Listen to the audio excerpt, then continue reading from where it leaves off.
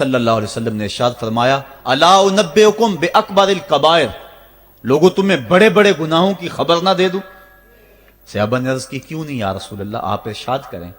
فرمایا الاشراک باللہ وعقوق الوالدین وجلس وکان متکئا قال الا وقول الزور والشہادۃ الزور۔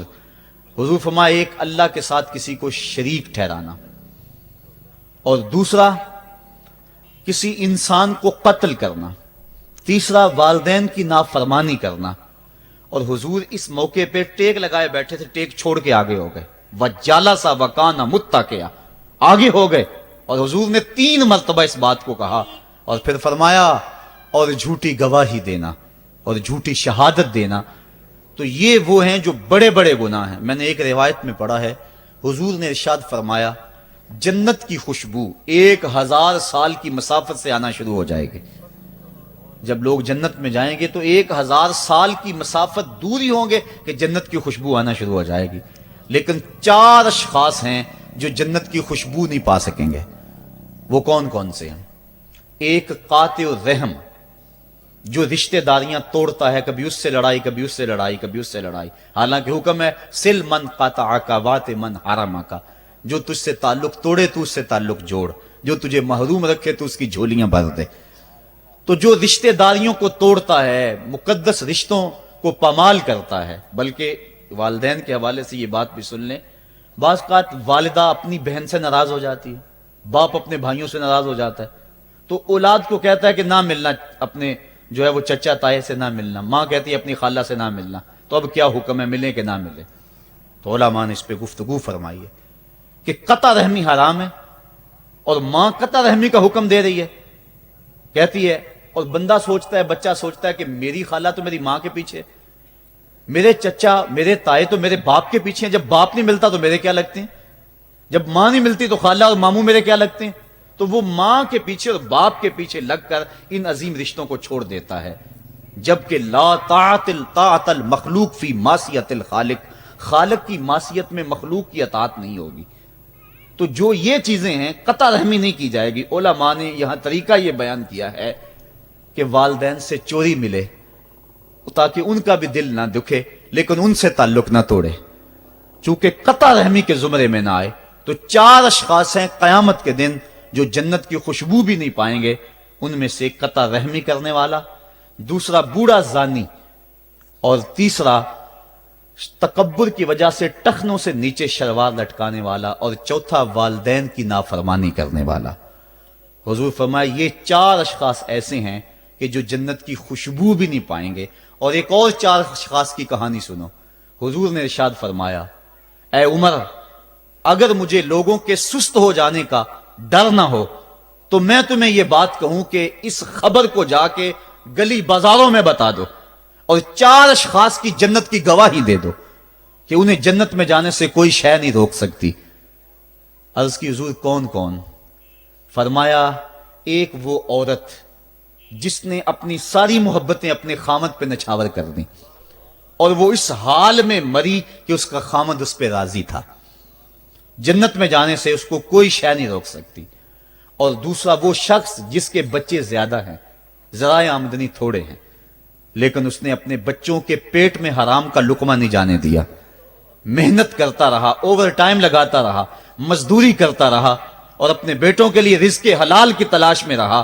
وہ بوڑھی کمر پہ بوریاں اٹھا اٹھا کے کام کرتا تھا، اور اپنی کثیر اولاد کی پرورش کے لیے اس نے محنتیں بلی کی اور ان کو حرام کا لقمہ نہیں کھلایا۔ فرمایا قیامت کے دن اس کو بھی جنت میں جانے سے کوئی شے رکاوٹ نہیں پیدا کر سکتی۔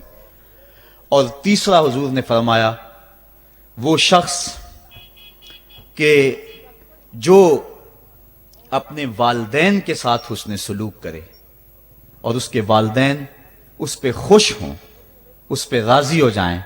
اور چوتھا وہ شخص کہ جس نے ایسی سچی توبہ کی کہ گناہوں کی طرف پلٹنا اس کے لیے اتنا مشکل تھا، جس طرح جانور کے تھن سے نکلا ہوا دودھ واپس نہیں جا سکتا، وہ گناہوں کی دنیا میں دوبارہ نہیں جا سکتا۔ تو یہ فرمایا یہ 4 شخص ایسے ہیں، عمر اگر اس بات کا ڈر نہ ہو کہ لوگ سست پڑ جائیں گے تو ان 4 اشخاص کے بارے میں شہادت دے دو کہ یہ دنیا پہ چلتے پھرتے جنتی۔ تو ماں باپ کی خدمت کرنے والا، ماں باپ کو راضی رکھنے والا یقیناً اللہ کی نعمتوں کا حقدار ہے۔ وہ بدبخت ہیں بیٹے جو ماں باپ کو راضی نہیں رکھتے۔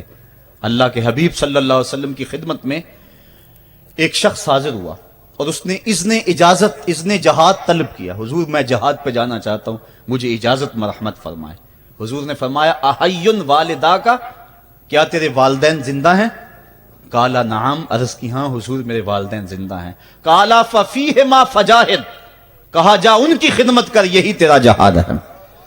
ماں باپ کو بلکتا ہوا چھوڑ جائے اور آپ جہاد پہ چلا جائے، ماں فالج میں گری ہوئی ہے اور بیٹا تبلیغی گشت پہ چلا جائے، باپ تڑپ رہا ہے اور بیٹا پیر کی چوکھٹ پہ جھاڑو دیتا پھرے، اللہ راضی نہیں ہوگا۔ میں سچ کہتا ہوں، اپنے بھی خفا مجھ سے ہیں، بیگانے بھی ناخوش، کہ میں زہر حلاحل کو کبھی کہہ نہ سکا کند، بات وہی کہتا ہوں سمجھتا ہوں جسے حق، نئے ابلہ مسجد ہوں نئے تہذیب کا فرزند، محمد عربی صلی اللہ علیہ وسلم سے بڑا پیر کون ہو سکتا ہے؟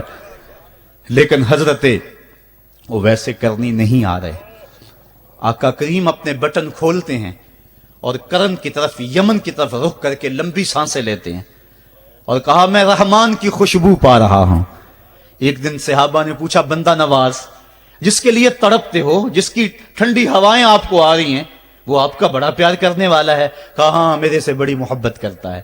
تو کہا پھر اتنی محبت کرتا ہے تو یمن تو دور نہیں ہے، بلال حبش سے آ گیا، سلمان فارس سے آ گیا، سہیب روم سے آ گیا، اور وہ یہاں یمن سے نہیں آ سکا؟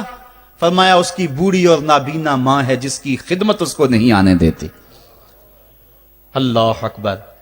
اب حضرت اویس کرنی نہیں آئے لیکن خیر التابعین کہلائے، آئے نہیں لیکن حضور ان کی یاد میں تڑپ رہے ہیں۔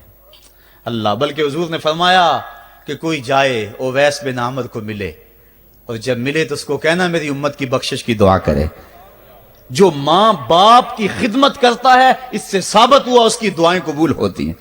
میں نے ایک روایت میں پڑھا ہے کہ جو آدمی روزانہ اپنے والدین کے لیے دعا کرے، والدین زندہ ہوں تب بھی، والدین فوت ہو گئے ہوں تب بھی، یہ عادت بنا لے، روزانہ ماں باپ کے لیے دعا کرے، ساری زندگی اس کے رزق میں بے برکتی نہیں آئے گی، اللہ اس کو رزق کی فراوانی عطا کر دے گا۔